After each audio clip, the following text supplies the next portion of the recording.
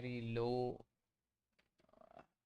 Oh shit, I was talking ever since, but I didn't know that I didn't hit the I didn't hit the live button. Anyway, I'll talk it again. I was saying that I'm trying to learn new method of animating stop motion on using Blender. So this is a trial shot that I'm going to learn while streaming. Why not? So I'm exporting the thing and I'm going to learn it by Motion Design School. They have put a good tutorial, good 22 minutes of tutorial. I hope it's helpful. I haven't seen it yet, but I feel like following up with the tutorial is always useful. So I'm going to quickly open my Blender and going to import import a new object image plane. Uh, Image reference scene so that I can get the animation. It's very basic and very short animation that I'm planning to have, but I hope a lot of things get cleared because I don't want to directly jump on the shot that I wanted in my film because it might ruin my mood or ruin the whole thing. So here's the animation, a very basic animation that I have done, that I have imported on Blender on the image file. It's very simple and basic. As you can see, it doesn't have any fancy thing, but I think it has a very stop motiony feeling, which is, which was the motive. So the animation is around somewhat around, I don't know, a lot of frames. It has uh, yeah, I don't know why the second eyeball hasn't animated yet. Is that the same in the video? Let me check. No, it's not the same in the video. I don't know. Something's wrong with the video, but I don't know. Wow, what it is. Anyway, we can obviously reduce the opacity and arrange it the way we want in this scene. So I have created it like that, and now I'm not going to talk a lot, and I'm just going to uh, check the video, the reference video, the tutorial out, and I'm going to follow it through so that I do learn. If you want to watch it, I'll also keep the link in the stream's bio in the description from where we are learning, so that if anyone else wants to watch or get into it, you also find out the same video that I'm using to learn it. I hope. Okay, it's time to begin. It's a lot of, I've been talking for like almost 5 minutes of this live stream. I should Reference. walk more and talk less.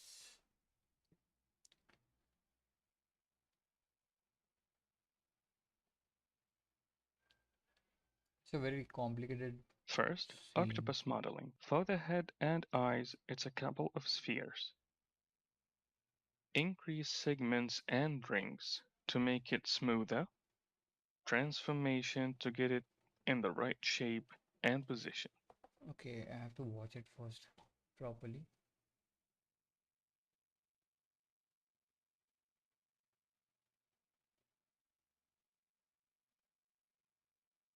For the mouth, I will use a box first and not sculpt it, since I want a full control of the animation later. In the edit mode, going to add some loop cuts and edit the vertices with the X-ray toggle on.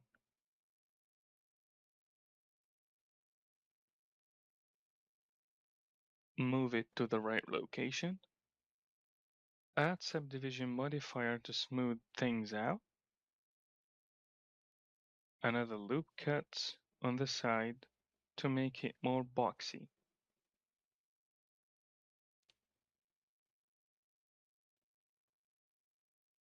Subdivision modifiers for the head. The thing he's trying to do, and what I and want to then do is totally subtract it different, from the but I head think with I a get a good Boolean idea. modifier so that whenever I modify it or move it, it will affect its place in the face. More spheres for the eyes, a box with some extrusion for the teeth,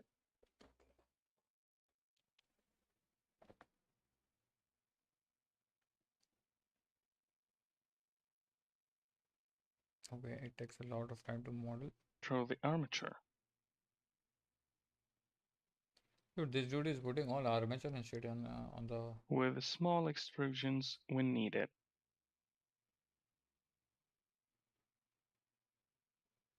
Back to the cap, I want to set up a simple bindi bone rig to be ready for the animation later. Notice that I always have the animation set up in mind to keep things easy and organized. First, add a single bone, scale it down and extrude to get another two. Change the display as to bindi bone, increase the segments for the middle bone and the display size for all, holding Alt while These change are some for complex multiple topics that bones. I don't want Clear to get into parent right now, for but the last I'm bone. going to look, Add a stretch just to observe these things so constraint that to the middle I bone have some and kind of choose ideas. the armature and the bone to stretch to.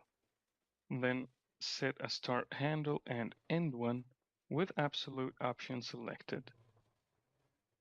And set the cap cylinder as a child to the armature with automatic weights. And the cap is ready. Now for the octopus tentacle. I will use a path curve and edit it to kinda match the reference. Increase the depth to get some volume and continue editing.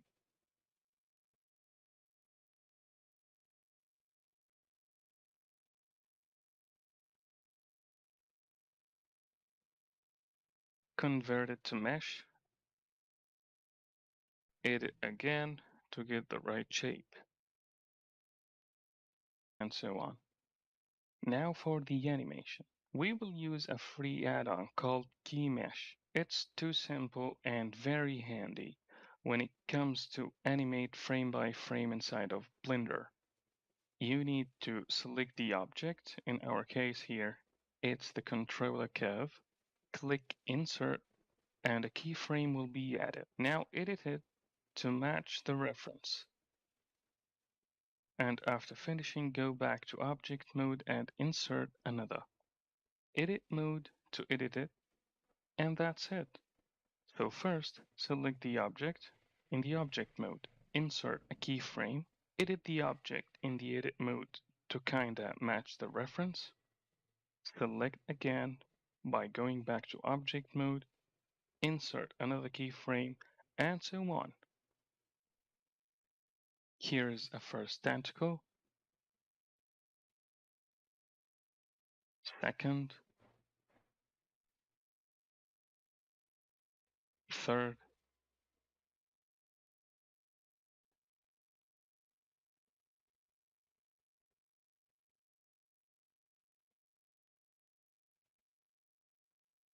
drumstick, fourth, fifth leg. Now for the cap. I will use normal frames for position, rotation, and scale, and a key mesh frames to the deform in the edit mode. And for the cap front part, normal frames for the bones in pose mode. A very important reminder, always check your animation from all of the angles, since you are working in a complete 3D space with X, Y, and Z, and not only XY 2D scene. So, normal frames for transformations and key mesh frames for deformations. And just like that, cap, drums, and finally head and eyes. It And all was a set, and we are very, very horrible tutorial that I'm not going to recommend anyone. So I'm just going to remove this from the I'm going to remove this from the thing, from the description, because it was very advanced. I need very basic stuff to be explained, like how to get a new object merged into this new object, stuff like that. It should be a better What's up guide. YouTube and welcome back to a new Let's see video. this Today we're going to tutorial. learn how to use a shaders that you can use in your project. They're very we download this clay shader from that creator on Blender This Swap. is There's just a definitely shader. I don't want to know about shader. I want to learn more about the animation part. So I want to know about key. What's the name of the tool? Keyframe Blender.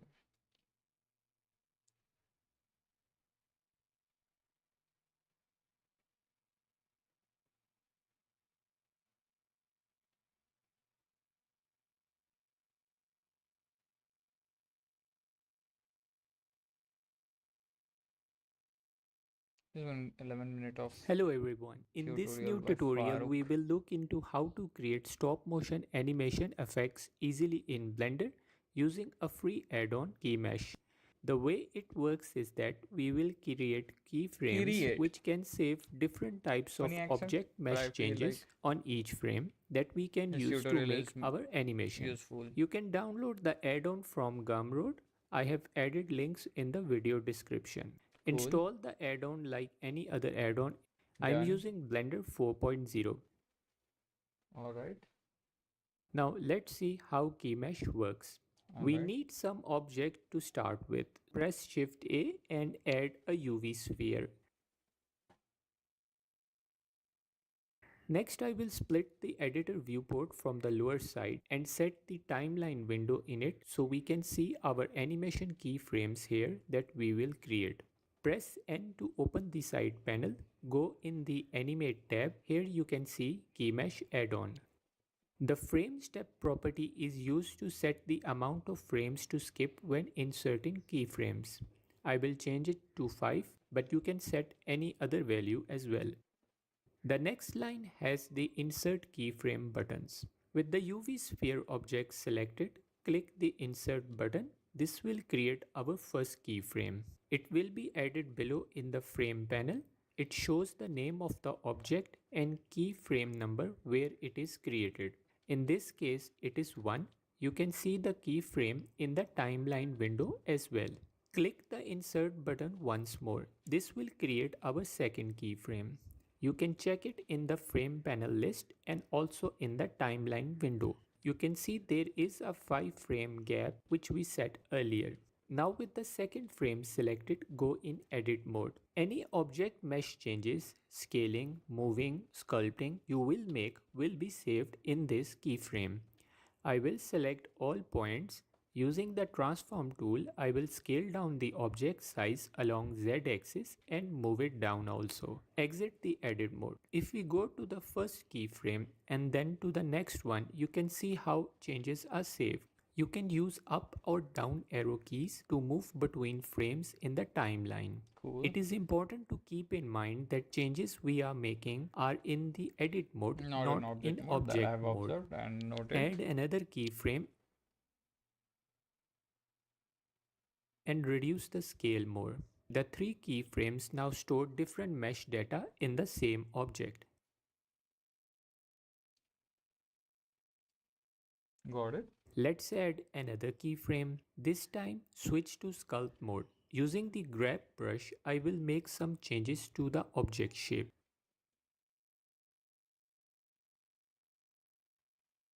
You can see all keyframes store different changes that we are making.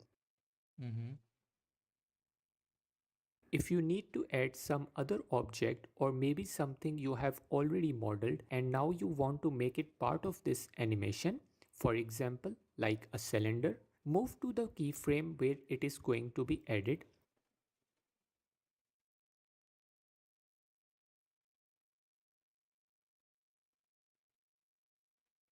First select the new object, shift click the original object, right click and join them. This cylinder will become part of the mesh at that keyframe. In this way, you can Oh, this easily is what I add or wanted to remove know. objects when creating animations if you need to. That is pretty cool. I will make the timeline small so we can play the animation loop faster.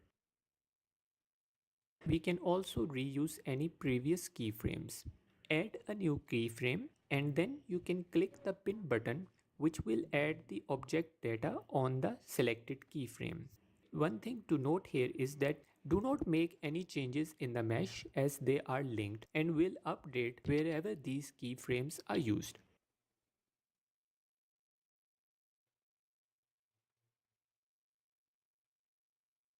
Whenever you are adding keyframes, sometimes extra keyframe data may be getting saved which we no longer needed. You can click the remove button to clean up the keyframes.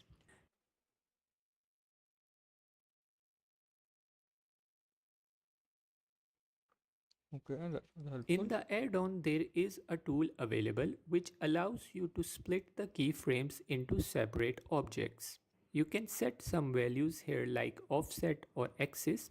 This can be useful in some cases where you further want to refine individual objects or maybe later join them back. All of these objects are added in a new collection. The original object is still there with all the keyframes. We can duplicate any key mesh object as well. It will have the same mesh data in it. You can change the position of the keyframes, delete or add new keyframes as well. Just keep in mind that keyframes are linked. If you make any change, it will be updated on both objects. To have different key mesh data in case of duplicated objects, first remove the keyframe you need to change and insert a new keyframe for that object. In that way, your changes will be independent. I didn't get the last one.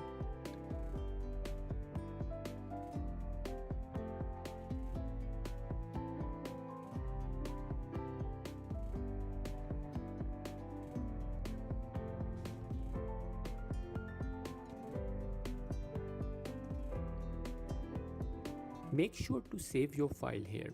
While you can use the remove button to delete any unused key mesh data, one more optimization you can do here is go in the orphan data view, open the meshes panel. Here you will be able to see all the objects which we created and some are no longer needed. These are different from the key mesh data. They will be indicated with an empty shield icon. You can click the purge button to remove them. It will show a message of what will be removed from the blend file. This may also include unused materials. Click on it to perform the operation. Now let's look into the process of creating a simple flower animation effect like this one. It is always better to plan your animation before or just create a quick blockout sketch. It will make the process much easier. You can always edit and add changes later. For instance, in this flower sequence, I created some main shapes before making the animation and simply reused these objects. I will start with the UV sphere object and smooth shade it. Next, I will make it small and apply the transform scale. This will become our first shape. Insert a keyframe for it. Add another keyframe. Now in the edit mode, I will increase the scale of the object and move it up slightly. In the third keyframe, I will switch to the sculpt mode. Turn on symmetry so changes are updated on opposite sides as well. Using the grab brush, I will sculpt over the top part to have a more bigger area. In the edit mode, increase the scale and move the entire object, just keeping it above the grid. In the fourth keyframe, I will slightly increase the size more.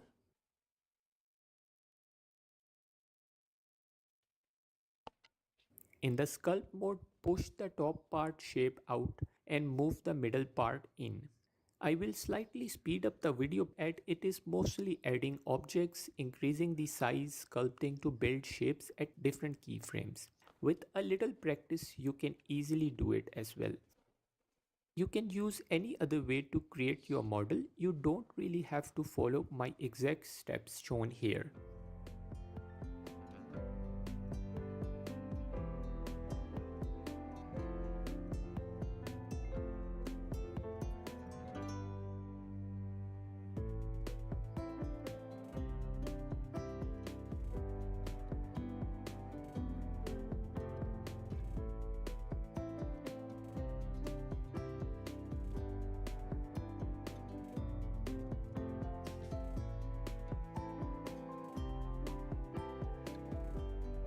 To add any material, switch to the material preview, create a green color material. One thing I missed here was to assign a material at the very first keyframe which we created. Since each key mesh frame can be assigned a different material, we will have to apply it on every frame. I will add one more pink color material and apply it for the petals.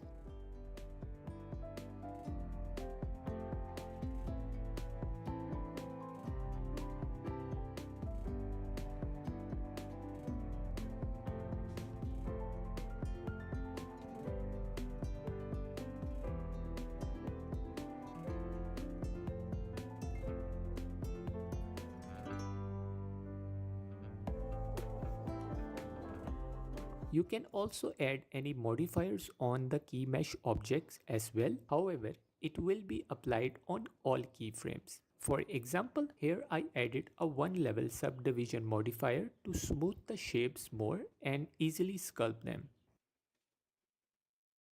From here you can continue working on this or make your own stop motion animation effects. This may look similar to shape keys in Blender, but key mesh works quite differently. You can add, delete or entirely change